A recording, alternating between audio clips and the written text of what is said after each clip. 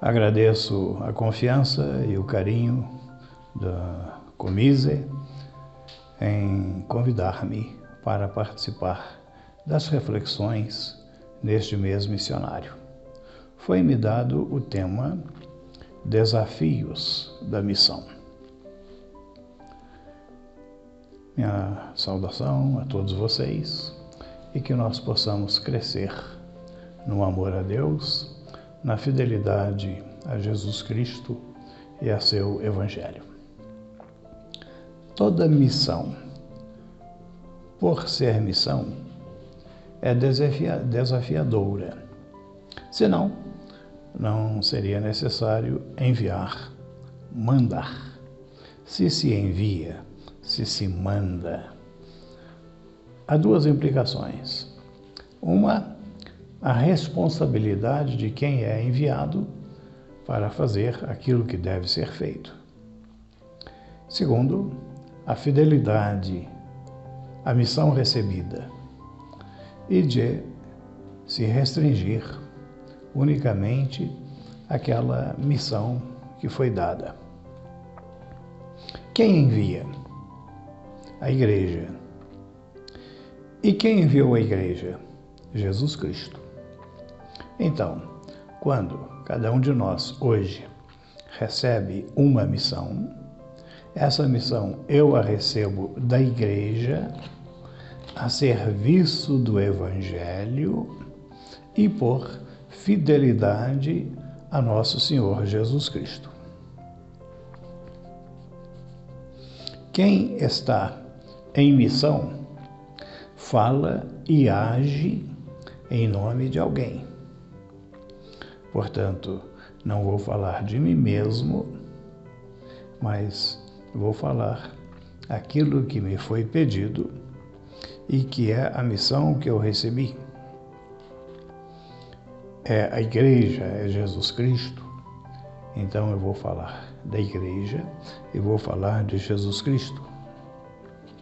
E se eu vou falar em nome da Igreja, que foi enviada por Jesus Cristo, eu não posso falar sem estudar.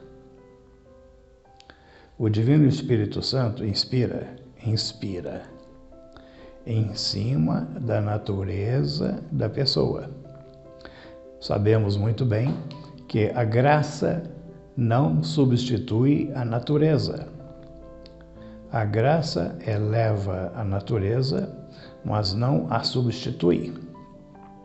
E assim, se eu recebo uma missão de falar, eu tenho que me preparar, refletir, rezar, estudar, para colocar-me em condições de cumprir a missão que me foi dada.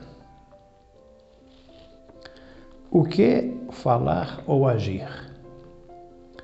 Com quem falar ou agir? São duas dimensões. O que, com quem, e se quiserem, podem acrescentar também o como falar ou agir. Conhecer a cultura local, ou a cultura do grupo, ou seja, conhecer a língua, não o português, mas conhecer os valores do grupo com quem eu falo, os valores do grupo a quem eu me dirijo, os valores da comunidade a quem eu sou enviado. E aí, com a sua história, com a sua cultura, com os seus valores e suas carências. Conhecer os carismas da comunidade. Há muita coisa escondida. Recordo-me que quando pároco, eu e meu vigário paroquial, decidimos visitar os 23 mil habitantes da paróquia, casa por casa. E eu tinha um programa de rádio, havia feito a programação começando com um determinado bairro da cidade, um bairro assim mais pobre. Recordo-me que eram 334 residências. eu anunciava na rádio, amanhã do horário tal, rua tal, do número tal ao número tal. A equipe dos jovens havia feito antes para mim a primeira visita e uma ficha trazendo as informações a respeito da família que eu iria visitar. E assim, dentro de um determinado tempo, nós fizemos a visita a 334 casas de um bairro. Qual foi o resultado?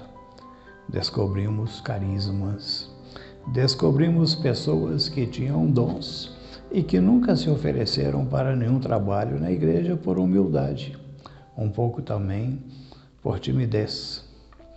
E se percebeu muitos valores que havia na comunidade que poderiam ser melhor trabalhados por nós. Então, quem entra em missão precisa conhecer os carismas da comunidade como um todo e, ao mesmo tempo, saber perceber pessoas que têm carismas especiais, que receberam de Deus e que podem ser forças atuantes dentro da comunidade. E também conhecer as limitações, para não exigir da comunidade acima daquilo que ela não pode, por suas limitações de história. E conhecer as dimensões da fé daquela determinada comunidade.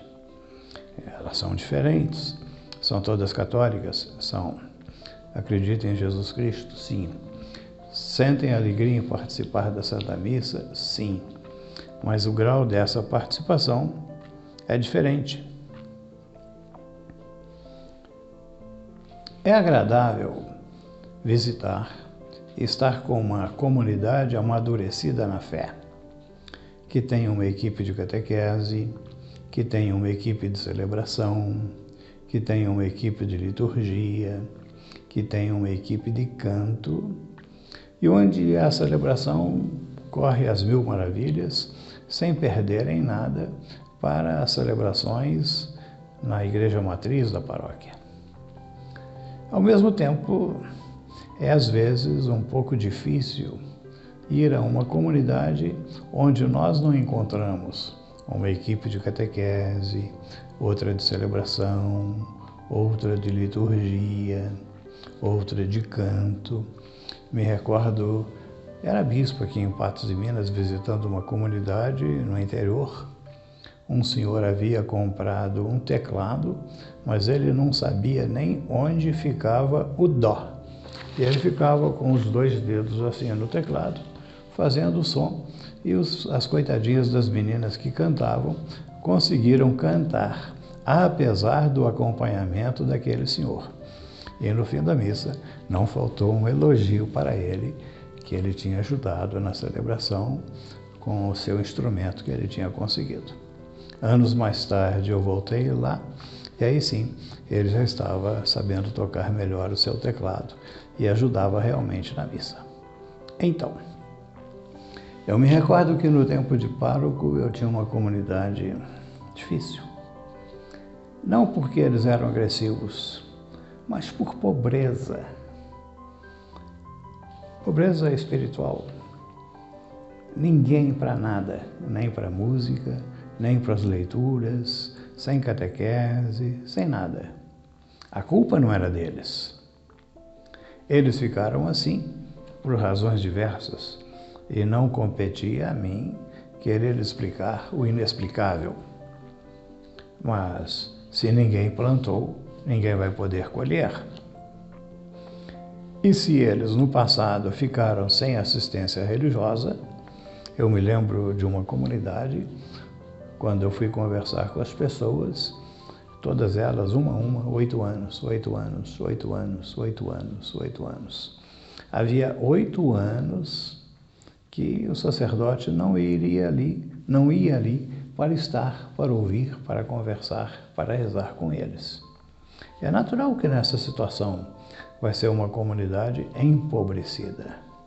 E eu pensava comigo, eles precisam mais que os outros. É aqui que eu preciso vir mais. E vir com mais carinho, e vir com mais paciência, para ajudá-los a crescer na fé, no amor a Jesus Cristo e no amor à igreja. E ao mesmo tempo não cobrar, porque se eu cobro, eles vão se afastar. E o elogio faz sempre bem a todos. Todos nós gostamos de ser elogiados. E respeitar os limites da comunidade. E construir a partir dos limites que aquela determinada comunidade tem. Há outra coisa interessante também, que eu fui aprendendo com a prática. Toda comunidade tem um casal, vamos dizer assim, patriarca, matriarca. As primeiras famílias que formaram aquela comunidade. E quem me falou isso foi uma pessoa que não era de igreja. Eu me queixei com ele uma vez das dificuldades de uma comunidade. E ele falou assim para mim, Padre João Bosco, se o senhor não conhecer a história de cada comunidade, o senhor não vai conseguir entender a comunidade. E há comunidades que nasceram de casais que são avessos à prática da religião, que nunca foram à missa, que nunca se interessaram pela igreja. Então, aquela comunidade ela é fria no seu nascer, na sua forma. Não tem culpa.